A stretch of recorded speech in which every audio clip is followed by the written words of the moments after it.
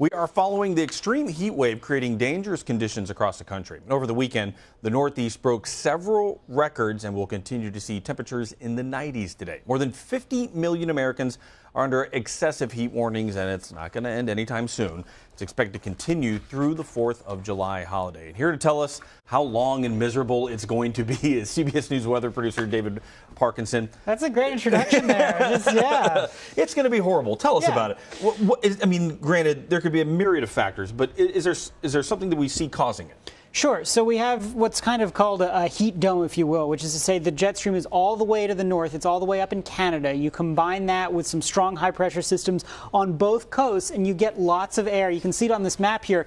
The deep reds there, that's the strength of the high pressure. You can see the arrows, that's where the jet stream is, and you'll see that the warm temperatures extend from Las Vegas all the way up to Maine there, and it's just the northern tier of the plains and the Pacific Northwest that's dodging the bullet right now. But don't worry, they'll get it on a little bit later. Of course, with weather, people only care about how it's going to affect them in the next few days. So the 4th of July holiday coming up? Right. Well, so if you look at what the map does for the 4th of July, you can see it gets deeper red, right? So So you can see even more places. There's only like a little sliver of the West Coast that's in a little bit of a cooler spot. Everybody else seeing above average or record temperatures. So that's what we're going to be expecting then. And then as we continue on into next weekend, the heat doesn't really break, although perhaps New England gets a little bit cooler next weekend. So this is a long duration event. That's why it's so bad. It's not like it's the highest temperatures we've ever seen, but it is the longest stretch that we've seen in over a decade in some spots. This isn't normal for July, but is this the new normal? I would say that this is kind of normal for July, right? You're expected to have a couple of 90-degree days, but not this many in a row. Is it the new normal? It ebbs and flows, but as you see the climate warming, the one thing that we're most clear about is you'll have more cold events and more heat events. So this is one that's most correlated to a warming climate. Well, and here's a random question. We're hearing that next year could be an El Nino year. Right. Is this something we typically see before an El Nino year?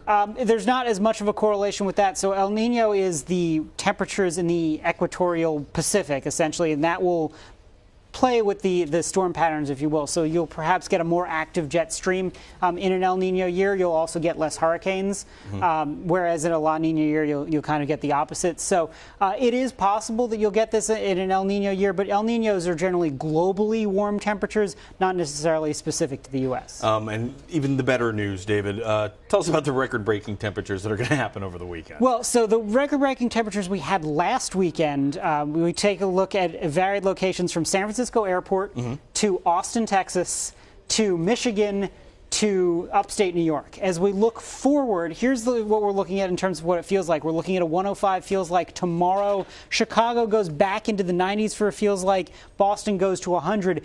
Boston actually feels cooler today, winds coming off the water. Same thing with Chicago. The wind switches around and you get warmer feeling things. As we go further into the weekend, we kind of have that on again, off again pattern. So for your 4th of July, here's where you can see the heat building into the central parts of the country, but you'll see it ebbing a little bit right along the coast. And as we get into the weekend, again, it's more of a central focus and less of a northeast and mid-Atlantic focus for your temperatures. So I guess the advice would be hydrate, shade, popsicles, and maybe go inside to some AC every once in a while. Mooch off of friends with beach houses, perhaps. I mean, that would be my number one suggestion. But the one thing that's really important to remember is be careful about what you're leaving in the car. Don't leave a pet, don't leave a child, don't leave anyone, because if it's 95 outside, that car gets to 129 degrees in a half an hour.